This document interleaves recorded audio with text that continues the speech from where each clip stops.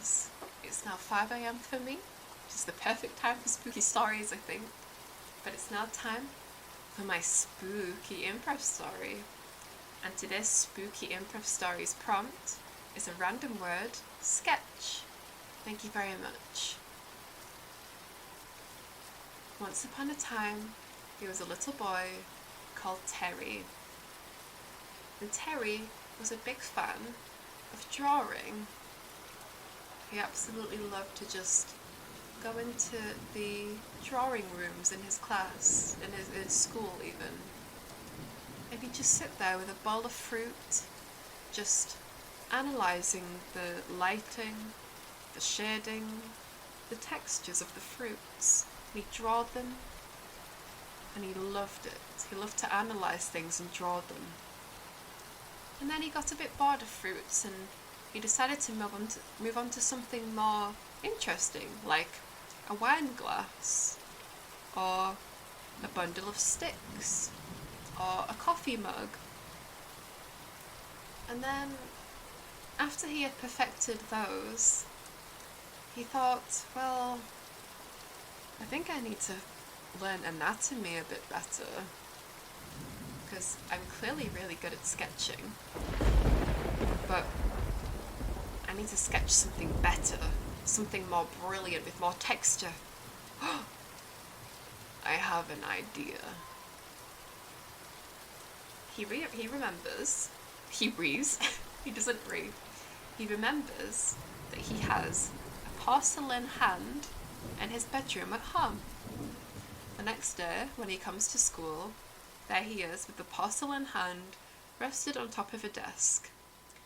He draws the porcelain hand in all of its significant detail, its elegantly posed fingers and fingernails, pointing towards the sky as if reaching towards a key in the cloud or something. Finished! Oh, this looks amazing. But I'm still really unsatisfied, said Terry. I absolutely love this sketch, but I think I need something better that can be an absolute masterpiece. Eureka! Terry screams. He flips the chair onto the ground and screams, Eureka! So loudly that the class nearby hears him. And the teacher, curious as to why someone screamed Eureka, slowly peers into the room where Terry is drawing. But the lights have all turned off.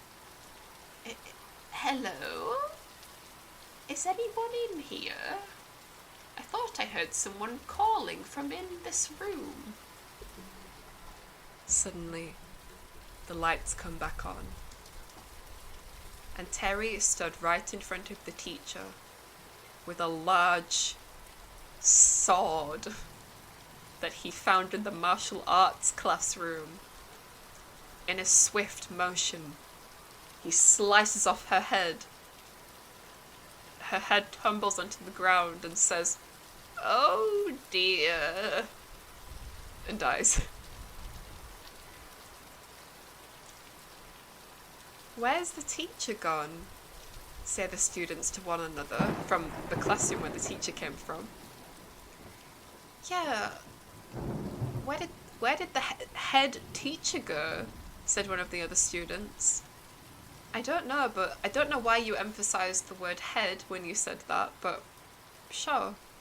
Let's go look for the head teacher. Suddenly, Terry is interrupted I'll start again. Suddenly, Terry is interrupted during his sketching as he hears the creaking of the door open once more.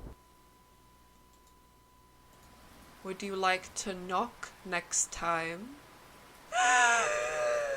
The three students that came to find the head teacher at the doorway look at Terry as he is drawing the headless body of their head teacher that he is now posed holding her own head. "You've been very rude," says Terry, "and now you're going to pay." Head teacher, assemble. And suddenly the head teacher goes,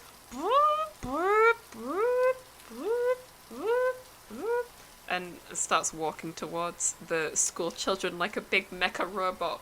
"No, no," say the school kids. "No, please, don't kill me, no," says the other kid. "No, it's the head teacher. No, stop saying that," says another kid. But before he can finish his sentence, the head teacher throws her head at the child, and the child explodes into a million pieces. She retracts her head back like she has the force, and does the same thing to the other two students.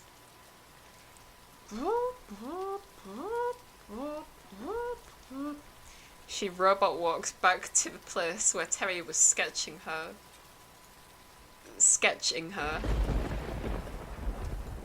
"Good head teacher, good head teacher. Now, I can finally finish my drawing in peace. Well, not drawing.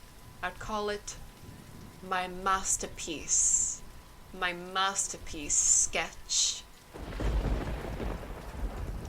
And those three kids and the head teacher were never seen ever again. Actually, Terry was never seen ever again either. And you want to know how I know? Because this is a real story. It's because the other students from the classroom saw everything happen and they called the police immediately. Terry was arrested and has been convicted in prison for 100 years, like a lifetime sentence, and they had funerals for all the people that got murdered and exploded, and I was one of the police officers that discovered all the bodies, and I interviewed Terry and he told me the whole thing. It was so messed up. But yeah, that was my... Wait, I'll say the end. Yeah, that was my scary story, guys. And I know that I usually do this sound effect on my improv stories, but I think that the game we played tonight has made the sound effect have a bit more of an impact. So, we did it! Yay! I'm never gonna hear this, like, kids cheering effect the same.